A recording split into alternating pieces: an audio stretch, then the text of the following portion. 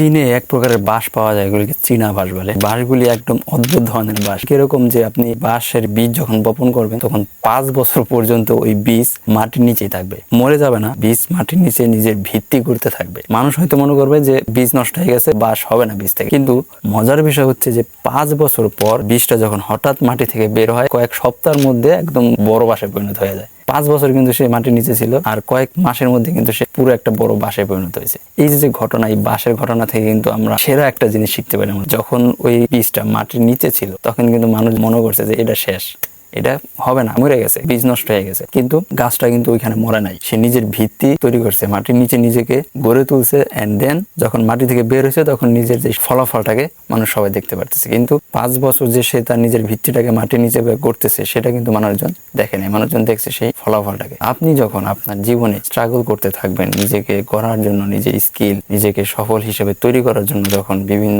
ভাবে সংগ্রাম করতে থাকবেন, সেই সংগ্রাম কিন্তু মানুষ দেখবে না ভাই। মানুষ দেখবে তখন যখন সেই সংগ্রামের মাধ্যমে আপনি সফলতাটা অর্জন করবেন, যখন সফল হবেন তখন সবাই দেখবে যে আরে গাছ হয়ে গেছে। কিন্তু এর আগে যে 5 বছর আপনি নিজের প্রতি নিজেকে সময় দিচ্ছেন, নিজের সংগ্রাম করছেন, সেই জিনিস কিন্তু মানুষ দেখবে না।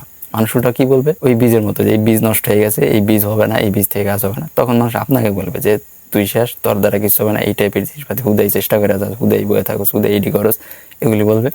কিন্তু আপনাকে কি করতে হবে, ওই বীজের মতো 5 বছর একটানা সংগ্রাম করে যেতে হবে। দেন ফাইনালি ওই বীজের মতো বীজ ফুরে বের হয়ে এসে সফলতাটাকে দেখাইতে হবে।